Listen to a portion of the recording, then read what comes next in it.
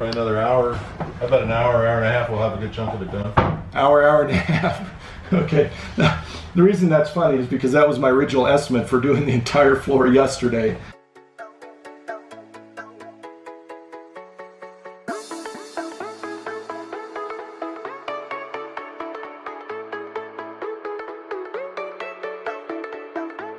Good morning. I'm in Louisville, Colorado, a little bit north of Denver, almost up to Boulder.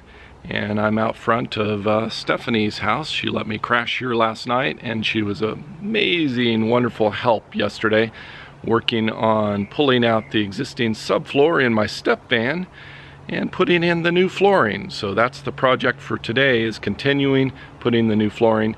Yesterday we hit a sort of threshold, just getting wiped out. It was about 5 o'clock in the evening, very hot day in the low 90s up here.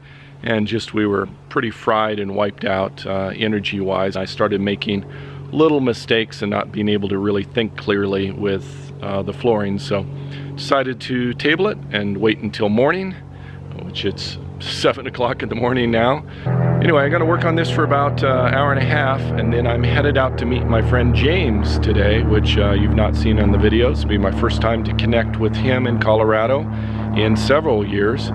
And he and I have a very interesting background. I'll tell you a little bit more about that just before meeting him. Made a lot of progress on the floor. It's time to head out and meet with James. We're going to have breakfast together and then catch up. And then I think he's going to look at the step van. He's interested in helping out, figure out what types of things he's interested in doing. James and I are meeting at the Home Cooking Cafe. I've never been here before. James chose the location. James and I know each other from the rocket science community. So for 9 years I published a rocket science magazine, 5 how-to books, 4 documentaries. And so he and I were involved in rockets together. So I've just arrived here. This is James, and I don't know, it's been probably what, 6-7 years since we've seen each other?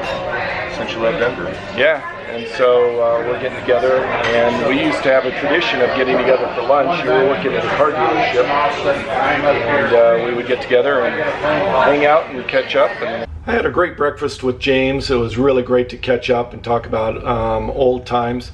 James used to be one of my mentors with rocketry. He specializes and knows a lot about propellant formulation for rockets, for making ammonium perchlorate rocket fuel, and has some amazing skills to make different colors of flames, and just a highly knowledgeable person about building what we call high power rockets. High power rockets, just to give you an idea, are rockets anywhere from 3 or 4 feet tall up to probably 20-30 feet maybe, and diameter maybe 4 inches up to 3 or 4 inches up to, I don't know, 20 inches maybe at the most.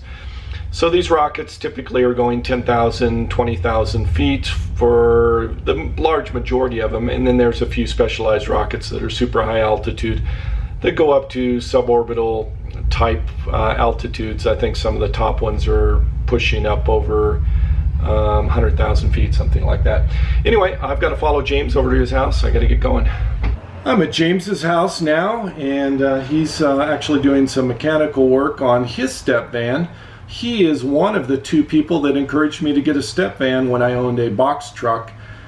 Giuseppe was one, and then James, who owns a step van. He has a tool truck, and that's his business. He sells tools. Originally I thought he was with Snap-on, but he was with another company. I forget the name. His truck is right over back there, and that's the mechanic who just came to work on his AC today. But James has offered to help me a little bit with the flooring, try to get that finished up today so I can get my things out of Stephanie's garage. We've got all of the various pieces and parts over there as I unloaded the last little bit to do the floor install. So hopefully here in the next hour or 2 I'll have all the flooring done and in place. James is helping with the table saw, so things are going a lot smoother. We're able to make some nice clean cuts. We're probably maybe 1/3 of the way done, almost half. Let's come along.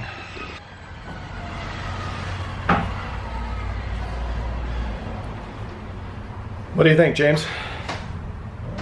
It's going along. Probably another hour. About an hour, hour and a half, we'll have a good chunk of it done. Hour and a half. Okay. Now, the reason that's funny is because that was my original estimate for doing the entire floor yesterday. And we've got half left to go, and I've probably worked on it a good 2 hours already anyway.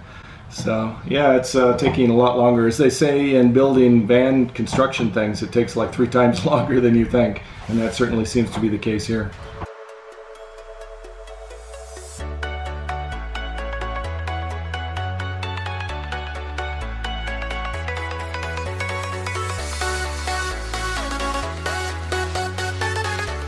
Well, we're finishing up here at James's house. I need to go get one more box. I miscalculated, and so I need to get one more box of the vinyl flooring. Gonna head over to the flooring store, buy one more box, and finish this up probably on my afternoon on my own. James has got some other things to do.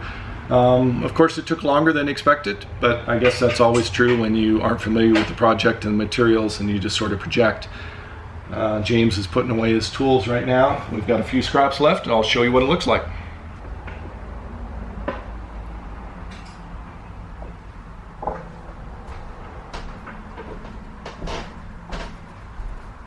I want to mention that I know a lot of this is actually going to go under benches, under the kitchen, things like that. I went ahead and chose to build wall to wall with the flooring because I'm trying to do what's called deconstructive engineering. It's something I learned from Giuseppe, the T-Bus guy.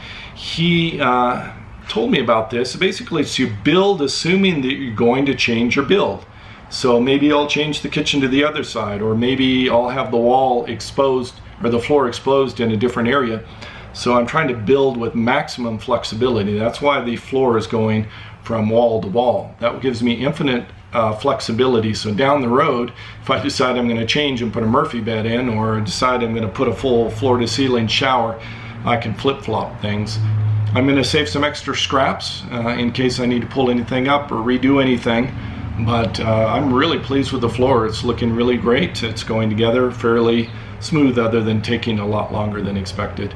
Really appreciate all the help from Stephanie and James contributing, putting in time and labor to help make this possible. I'm editing this video now, and I realize that after I left James's house, I was so wiped just from the sun, the heat, and bending over and working on the floors on hands and knees, that I was just so wiped I didn't capture any other video for the day.